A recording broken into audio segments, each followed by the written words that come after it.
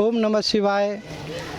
आज महाशिवरात्रि का पावन पर्व है। सर्वप्रथम आप सभी को महाशिवरात्रि पर्व की हार्दिक अनंत शुभ मंगल कामनाएं। भगवान भोलेनाथ आप सभी के जीवन में सुख, शांति, समृद्धि तथा अनंत भक्ति प्रदान करें।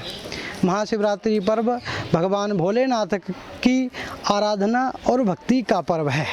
क्यों मनाया जाता है महाशिवरात्रि पर्व?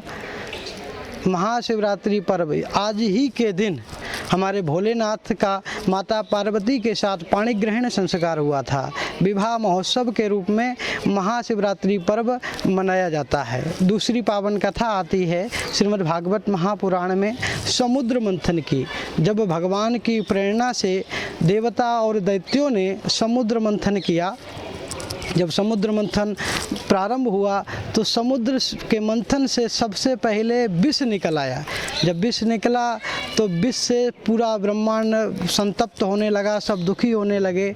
तो देवता उस विष को लेकर भगवान भोले बाबा की शरण में गए और भगवान भोले बाबा से प्रार्थना की कृपा करने के लिए। तो भगवान भोलेनाथ ने हम सब पर कृपा करने के लिए उस विष का पान कर लिया। और जब विष को भोले बाबा ने पी लिया, फिर मन में सोचा कि अरे हमारे हृदय में तो भगवान सीताराम विराजते हैं, तो अगर विष अंदर जाएगा तो हमारे इष्ट को समस्या होगी, हमारे इष्ट को परेशानी होगी। तो भोले बाबा ने उस विष को अपने गले में ही धारण कर लिया। जब भोले बाबा ने विष को गले में धारण किया तो भोले बाबा का गला नीला पड़ गया और भोले बाबा का नाम पड़ गया नीलकंठ भगवान। जब नीलकंठ भगवान का ने विष पान किया तो उसी समय भोले बाबा पर खूब जल चढ़ाया गया। रात्रि भर भोले बाबा को जगाया गया, ऐसे समझिए कि विष का प्रभाव ना पड़े, इसलिए संगीत आदि भी बजवाया गया, जल चढ़वाया गया। वही रात्रि महाशिवरात्रि के रूप में मनाई जाती है। महाशिवरात्रि पर्व के रूप में हम सब भोले बाबा के भक्त भोले बाबा के चरणों में अपने भाव को, अपनी श्रद्धा को महाशिवरात्रि पर्व के रूप में समर्पित करते हैं। ये महाशिवरात्रि पर्व ऐसे समझिए परमार्थ का पर्व है। परमार्थ का संदेश महाशिवरात्रि पर्व देता है। भोले बाबा ने देखो स्वयं विष पिया और हम सबकी रक्षा की। तो मतलब व्यक्ति को परमार्थी होना चाहिए। शिव का मतलब ही कल्याण होता है। भोलेनाथ का शिवम कल्याणम ददाति इति शंकरः, जो कल्याण करते हैं वही तो भोले बाबा हैं।